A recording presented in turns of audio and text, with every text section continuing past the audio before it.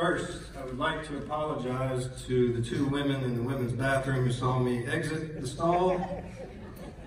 I did not recognize that the men's bathroom was over there. I apologize if you were scarred. I would like to thank you all for coming today. This is a really big deal for me. The number of texts, messages, calls, cards, dinners, gifts, visits has been unbelievable and so comforting for everybody in my family. And please know, before I do this presentation, I have cried. I have cried hard. I didn't know that I had as many tears in my body as came out in the last week and a half. When you lose your idol, somebody that means everything to you, that embodies who you want to be, it's a hole that's in your heart that you can't prepare for. And selfishly, I've really focused a lot on me and what this did to me. But everybody in this room who ever met my dad has a hole in their heart, and I'm sorry for that. I'm sorry for your loss. And it's something my mom kept telling me, son, I'm sorry for your loss. And I'm like, Mom, this was somebody you shared the bed with for 50 years. So you're the one who should be upset. And she always turned it around and said, no, this is everybody's loss. So thank you all for coming today. I hyperventilated a bunch. I want to thank my wife for holding my head. The number of times I cried. But I do want to change one thing about what you said, sir, when you said he would love to see all these people here. That's baloney. My dad would be mortified if he thought he was the center of attention. And anybody who knows my dad knows that's a true statement. I am giving all of you right now permission to laugh in a funeral service, because my dad would want you to laugh. He would not want you to cry. And I laughed a lot in the last week and a half writing this. I really hope you do too. I have a clicker. I hope I do this correctly. My dad was a shitty person.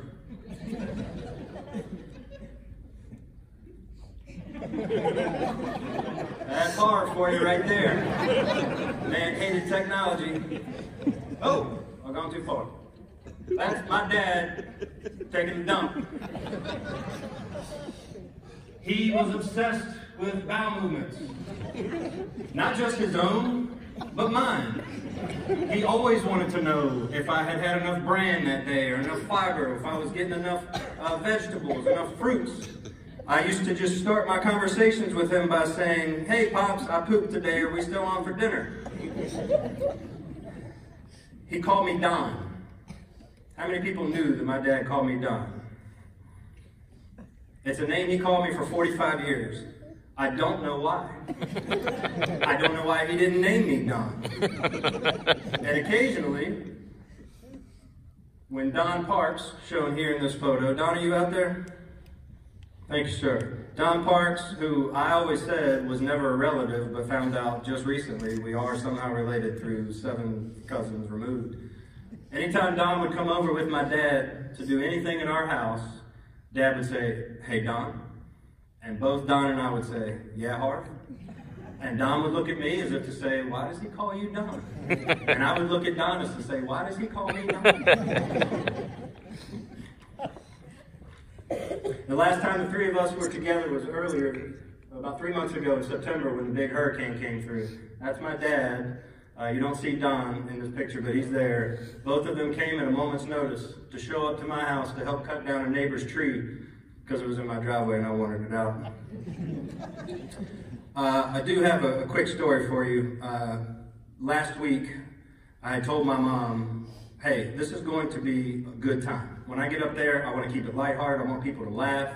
It's almost like a Comedy Central roast of Dad, because he's not here to defend himself, so everything I say, as far as you know, is true. Now, I went to the funeral home with Mom last Tuesday, and we had to ID the body.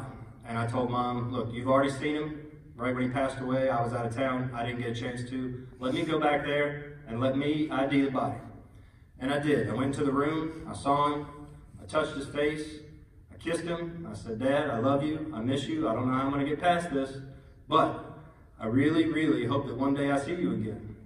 And I thought to text my wife at that moment, forgetting that he was going to be cremated. I said to her, "Hey, I just ID'd Dad's body. Told him I loved him and missed him, and now I'm ready to roast him." She said, "Please tell me you're talking about your speech." And I said, "Nah, I just told him, yeah, that's him. Hope you got that oven preheated. Let's throw the coals to it." Now, Dad would laugh at that joke because that was one of Dad's favorite phrases, throw the coals to it. And if you were ever in a car with him and he said, "I'm going to throw the coals to it," it meant he was going to increase his speed by 3 miles per hour. Now, before we get too far into this, I do want to have an interactive moment with you guys. If you have bad knees, you stay seated. But if you ever hunted with my dad, stand up. Yes, sir. Look at that. That's beautiful. All right, sit there. Nobody told Dad that this deer was still alive. He just drugged him. Didn't have the heart to tell him he didn't actually kill it. If you ever fished with my dad, stand up for me. That includes a pond, that includes surf fishing. Nobody, and I mean nobody, pulled off jeans in August at the beach like Harvey Parks. You may sit. Thank you.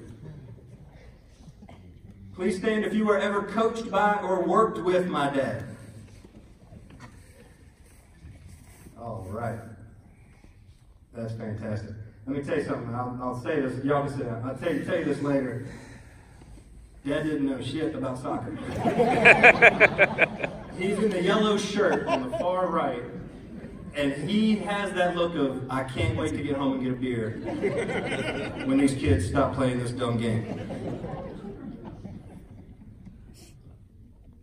Anybody here paid to run illegal moonshine across state lines? Really? Just me? Damn Harvey.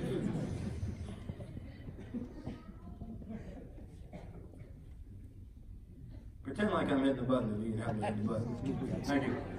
Please stand if you ever got a hug from or shook my dad's hand.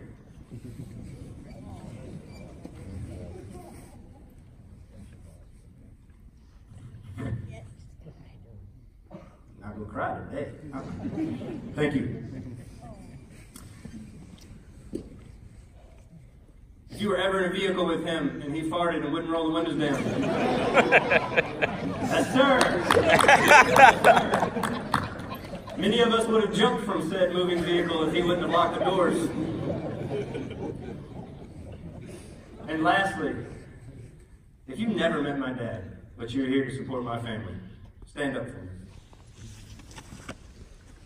Hey, Mom. Exactly the type of people my dad would want to meet.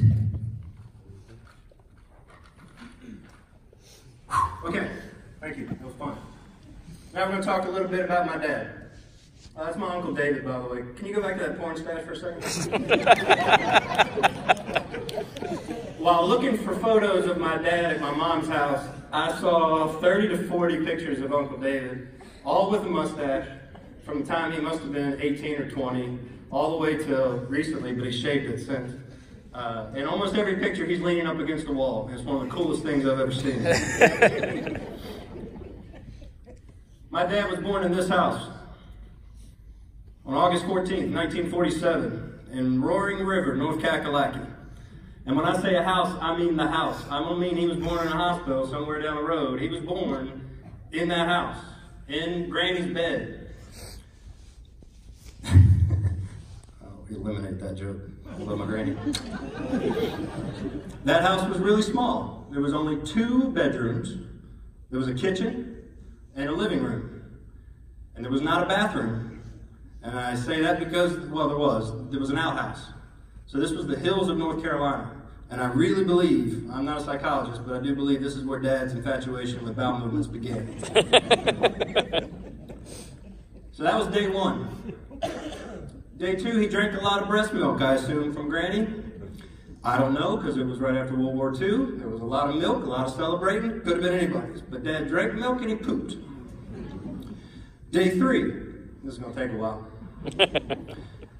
Let's skip it. It's a little bit boring. Dad grew up in the mountains of North Carolina, and he had what I would call the golden era, 1950s. Dad played basketball. You can see there on the left for East Wilkes High School. He played baseball. He looks like Leave It to Beaver right there on the right. I really want you to notice Dad's jump shot. They've cut the picture slightly, but he has exactly 0 inches of air in that jump shot. His toes, both toes, are still on the ground. And I got that from him. I thank you for that. My dad was a huge outdoorsman. As Dr. Perkinson mentioned earlier, he was an Eagle Scout. He loved to hunt, he loved to fish, he loved to be outside. He never bragged about it, but he never shied away from pointing out a tree, any kind of tree. Anybody know what I'm talking about? Are you ever with my dad in the woods and he would tell you what kind of tree it was even if you didn't care? I do wish, however, that I paid more attention when he told me about certain mushrooms not to eat. I would have been helpful in a certain weekend at UVA. I would have avoided seeing an elephant chase me in a flapper uniform. Dad graduated from Wilkes High School in 1965. He went on, too fast, sorry. He went on to get his associate degree in civil engineering from Gaston College in 1967. He married my mom in 1968. You can't really see it on this, but on the upper right-hand corner of their marriage license, he's 20 years old and she's 17. And I think today, I've got kids, 24, 21 years old. And I think to myself, I was 21 when I had my kids. I wouldn't trade it for the world, but man, that's a life changer. And to think that at 20 and 17, they were ready to start a family, that's pretty special. That's a picture of my dad holding my sister. She was born in January of 1969. I did the math, she's legit. In June of 1973, Dad had me. And as far as we know, Dad didn't make any more humans after that. If anyone has info to the contrary, I'd like to see you offline. And even though we're pretty sure he made his last human in 1973, we know for the next 45 years, he would shape countless more. In 1975, Dad got his license as a land surveyor. In 1978, he started Harvey Parks Land Surveying. That's him walking out of the building on Route 1 in Chester. There's no way he's not high. I mean, it was 78. Now I'm going to tell you some lessons my dad taught me as a youngster. The first is about camaraderie. My dad taught me that everyone can have a nickname. Everyone in this room who my dad met, whether you knew it or not, you have a nickname. And I'm sure he called it to your face, and he called other people nicknames to you. My nickname was Don. It felt like my real name because that's all he ever called me. But he did teach me a valuable lesson about camaraderie. In order to be a friend, in order to have a friend, you need to be a friend. And my dad was great at being a friend. I can't tell you how many people in the last week and a half have come up to me and said, "Your dad was my best friend." For that many people to say that about my dad means the world to me. My dad taught me about safety, about wearing a seatbelt. When I was 5 or 6 years old, I was riding in the truck with him. This is in the 70s, late 70s. There was only one long bench seat in the truck. And I was standing in the passenger seat. I wasn't wearing a seatbelt. I was standing in the truck, and Dad hit his brakes, presumably because he saw a dog. I didn't see the dog. I did see the windshield crack when my face hit it. But it taught me a valuable lesson. Wear your seatbelt. That was a good lesson, HL. That was one. I have a lot of names for my dad. Pops, Dad, Harv, and HL. And the only other person I know in this room, I might be wrong, but the only person I know that calls my dad HL was my Uncle David.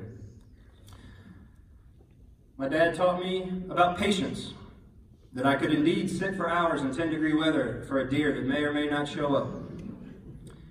I recall one hunting excursion in particular. We went to Surry County, out by Surry Nuclear Power Plant. And we were hunting and we were running dogs. And for those of you who don't know what that means, is you let the dogs out, they pick up the scent, they push deer towards you. They're smart, these dogs. They're really good at it. Well, I was sitting with Dad in a stand, and I had an old 20 gauge shotgun that had the hammer that you had to pull back. And Dad touched me on the leg and he said, "Get ready." And I said, "For what?" I was a little pissed because I'd been out there for hours and seen nothing, heard nothing. And I said, "For what?" And he said, "The dogs just crossed the state line, or state road, they're coming this way." And I said, "All right, if you say so." So I stood there with my gun ready. And then he said, "Son, I mean it, get ready." And then I got nervous. I got real nervous. And we both stood up, and he said, "He's gonna come right through there." And I said, "Ooh, yep, he sure did." And this buck, as Dad would call old granddad, which just meant the biggest deer he'd ever seen. And every year Dad had a new old granddad story, by the way. But this buck jumped out, and he looked at us, and he turned sideways as if to say, "This is the area you want to aim for, son." And I was sweating at that point. I was so nervous, and I pulled the hammer back, and I let it go too quick, and the gun shot straight up in the air. And the only thing that was louder than the deer snorting was my dad laughing. He didn't get mad. He didn't even draw his gun. He just said, "Son, we'll get him next time." Too much. Hang on. The fourth thing he taught me was about service, how to serve others. My dad and his friends used to give me a quarter every time I would fetch them a beer from the keg. My dad drank a lot when I was growing up, which I'll get to in just a minute. But I could make more on a pig roast Saturday than I did working for him an entire summer. And then lastly, he taught me about tolerance and how to put up with a lot of different things. I only recall getting spanked with a belt twice in my life. Once, I thought it would be a great idea after Dad painted our outside of our house and put fresh mulch in front of my house. I thought it would be a swell idea to pretend I was Spider-Man and crawl into my bedroom from the outside after it had rained. And I wasn't very big, so there's a lot of scurry marks in my feet right up the paint job. Dad beat the tar out of me that day. And I remember thinking, I'm not going to do that again. Oh, memories go fast, though. Because the second time I got that whooping, I had just seen the movie Zorro. And this was late 70s, maybe early 80s. And in the movie Zorro made his mark by going around to everything and slicing it with a Z, cutting fabric with a Z. And I thought, I could be Zorro. Can't be Spider-Man. Got shit beat out of me for that. But I can be Zorro. So I went into the bedroom and grabbed a ballpoint pen. And I said, I'm going to mark this wall with a big Z. And I looked for a spot on the wall that I could replicate. I was already ready to do it in another room before I had done it in this room, but I found the light switch, and right under the light switch, I put a Z, blue ink, right on the wall. And I scurried to the next room, and I did it again underneath that light switch, and the next light switch, until every light switch had my mark on it. My ass still hurts to this day. It did do something for me and my sister, though. My sister and I fought a lot. Where's Rachel? I know Rachel's in this room. Rachel Norgard, there you are. I love you, but you and my sister were not nice to me growing up. You were 4 years older than me, and y'all got away with, you got to do some things to me that you probably can't do to kids these days. But my dad would definitely get angry if my sister and I were fighting. And after those belt whoopings, if he just walked into a room and touched his belt buckle, my sister and I would hold hands and start singing Christmas carols even in the middle of July. So I do want to tell you one more story. This is a quick story about a dear friend of mine, Scott Lazar. He lost his father not too long ago. And he was one of the first people to reach out to me, and he gave me some amazing advice. He said, talk to him. Have conversations with your dad. It's going to feel weird at first, but talk to him. Just like he's in the room with you, or on the phone, whatever. Tell him about your day. Tell him about how you're feeling. And at first it felt a little weird, but man, oh man, it was some of the best advice I'd ever been given. And I was driving. This was the second day after Dad died. I was driving from my house to my mom's to see her, and I'm bawling. I can barely see the road. I've got tears in my eyes. I'm banging on the steering wheel, but I'm still trying to talk to him. And I said, Daddy, I miss you so much. I didn't know I could miss another human like I miss you right now. I love you. I hope I do you proud. I'm going to take care of Mom. We're going to be okay. Everything's going to be okay. But Dad, for the last 2 years, you've tried on multiple occasions to tell me that when you passed, I was going to get all of your shotguns. And you said, son, you're going to get all my guns one day. Sell them if you want, but there's one gun in particular I do not want you to sell, no matter what. And I was like, that's cool, Dad. We'll talk about that later. And he said it to me again. One gun, son. Please don't sell it. Pass it down through the family. And I'm having this thought as I'm driving to my mom's. I'm crying my eyes out, and I said, Dad, I have a feeling I screwed this one up. I wasn't listening to you. I wasn't paying attention to which gun I was not supposed to sell. So, you know what? I'm not going to sell anything. I'm going to keep them all, Dad. I pull into Mom's driveway, and I think to myself, maybe if I just look at the guns, I'll know which one he meant. And I come into the house. Mom meets me in the kitchen. I'm crying my eyes out, and I say, Mom, give me the keys to Dad's gun cabinet. Her face. I was like, oh, I'm so sorry. No, that's not, no, I can't even give you the context to why I said that. It's not going to make any sense. I just need to see his collection. And she's like, okay. She gives me the keys, and I go in there, and I go into my dad's gun cabinet. He put a tag on the gun with that inscription. Aaron, this was my dad's 20 gauge Ithaca double barrel. It is my desire. He didn't say don't sell it. It's just my desire. This is how Dad was. Pretty passive. My desire that if it's passed down to family members, please. That son of a bitch didn't trust me to remember which gun it was. And he was right not to.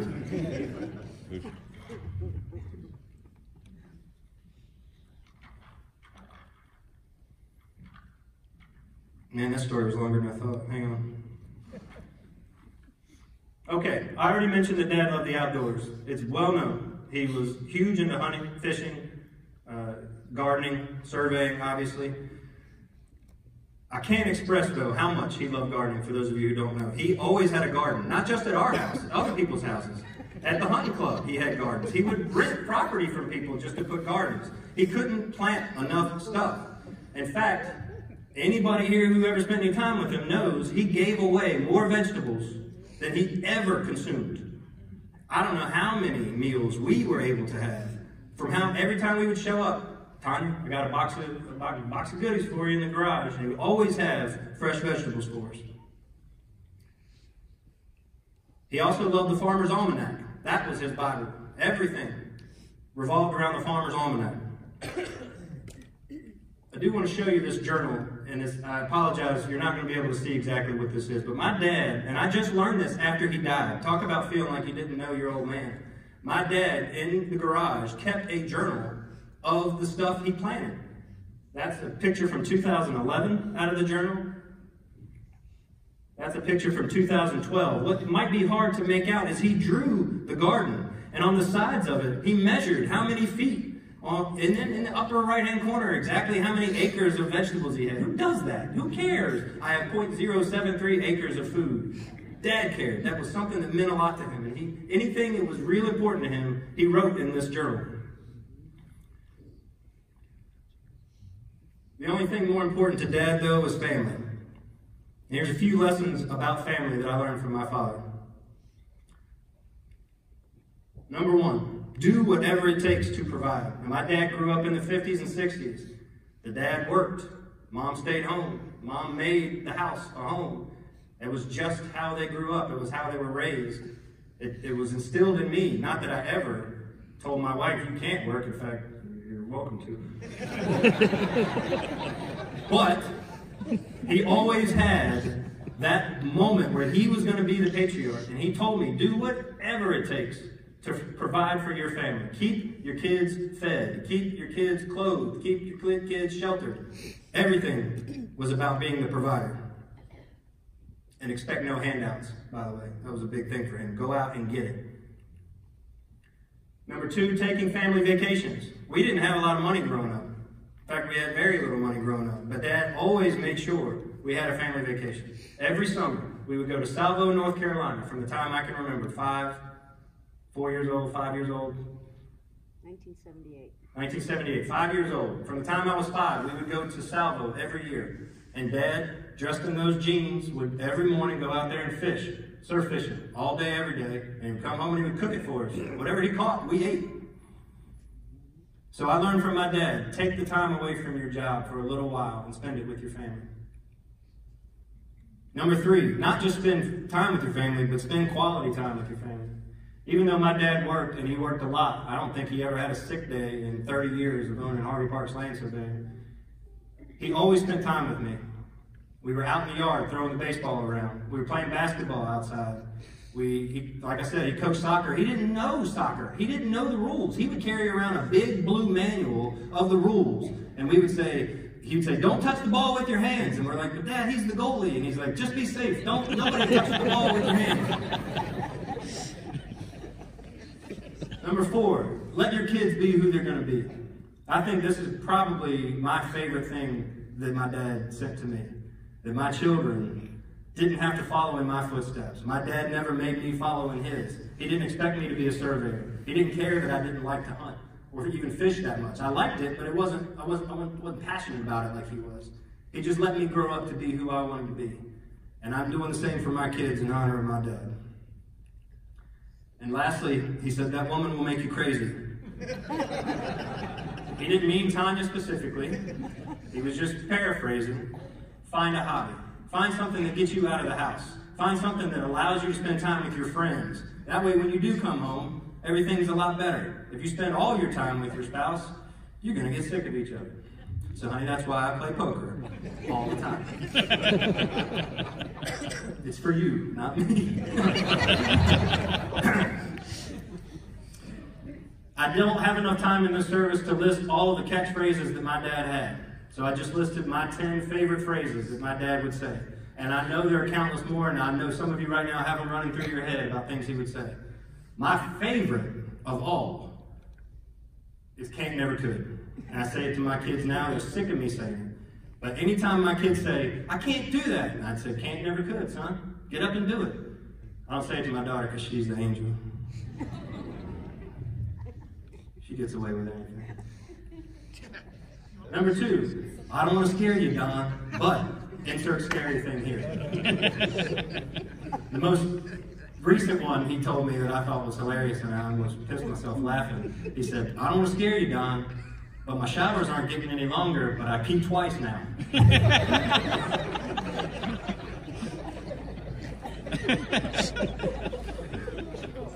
That's so good.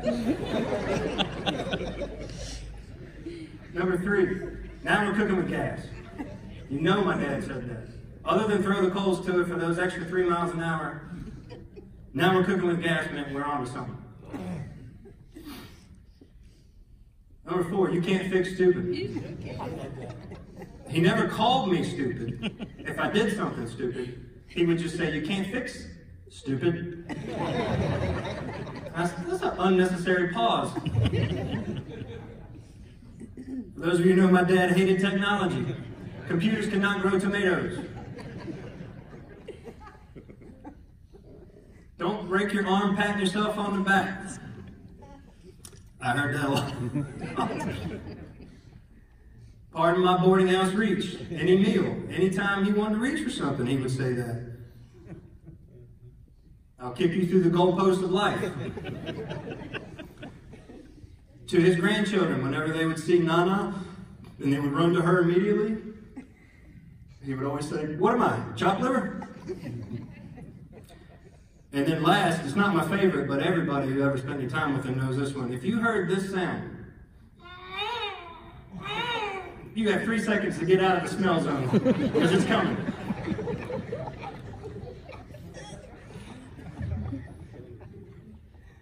My parents were lucky enough to have their 50th wedding anniversary this year. I'd be remiss if I didn't mention that part of the reason Dad was such a good man was because Mom was such a good woman.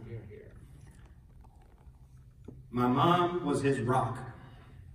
She made our house a home. She supported us all, but especially my dad. And Mom, I know you know how much Dad loved you. But I'm here to remind you, just in case you forgot, that you were Dad's number 1. Now for the most important lesson my dad taught me. It's okay to be a quitter. I mentioned earlier in passing that my dad drank a lot when I was a kid. That's an understatement. My dad was an alcoholic when I was growing up. And we did not have central air conditioning in our house. It was hot in the summer. And Dad would sweat. And he would sweat alcohol. And I can remember that scent, that smell of Dad being drunk. And Dad waking up smelling like alcohol. Fast forward to when I was 13. My cousin Byron, my Uncle David, and my dad were going somewhere. I don't recall where, but what I do know is we stopped by the office in Chester. And Byron and I went downstairs into the basement, and I thought my dad and Uncle David went upstairs. And Byron turned to me, he said, "Hey, which way did your dad go?" And allegedly, I said, "Probably to get beer so they can go get drunk later." I didn't know until years later when my dad told me. He heard me say that. And from that day forward, he never had another drop of alcohol.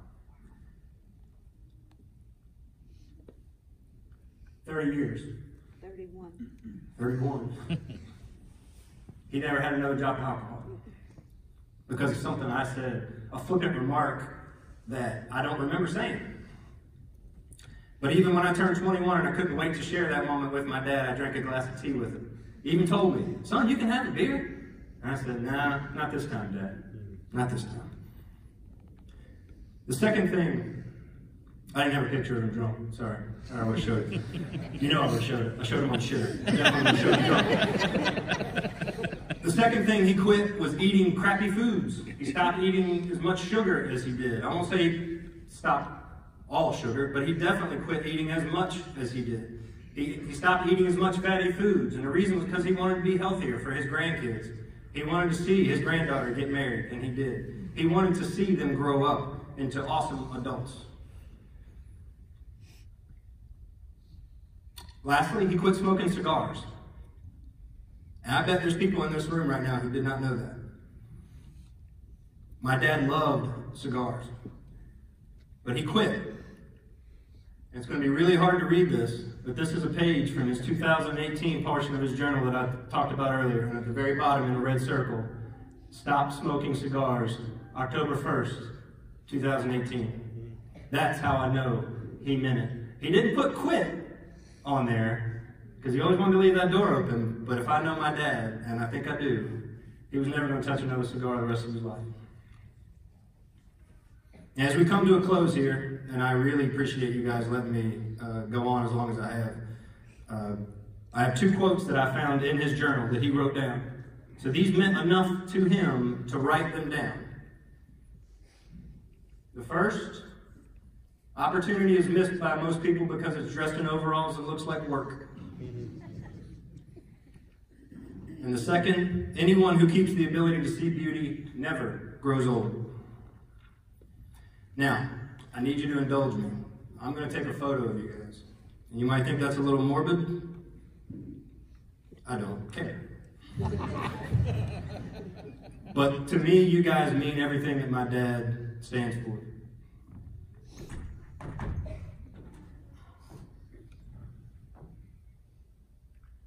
"Hey, honey, how do I do this?" Is there a way to do a panoramic? Are you joking or like? The pano, is that the same as panoramic? Yeah. All right, ready?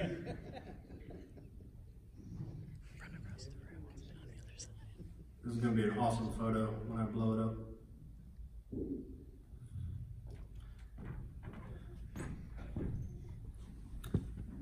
Lastly, I'd love to play for you my dad's, oh wait a minute, no. Thank you all for coming. Because you came, we'd like to invite you to the Magnolia Green Clubhouse. I know some of you may not have time to do that, that's okay. If you have time, Magnolia Green Clubhouse, the address is right there. We have food and beverage waiting for us. We would love to have you there. I'd love to hear more stories from all of you about Dad. Anything you have to say about him that would make me laugh is welcome. And with that, I know Dad would want you to hear his favorite song.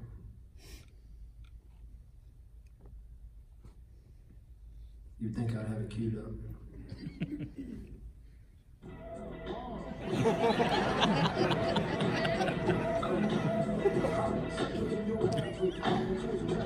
trust me, you're not as uncomfortable as Dad would be right now. I will leave you with his favorite song. Does anybody know his favorite song? This is so Harvey, by the way. Yeah. I don't have a graceful exit from this situation. I really don't know what to do from this point. Are you coming back up here? All right, I'll play it. Thank you.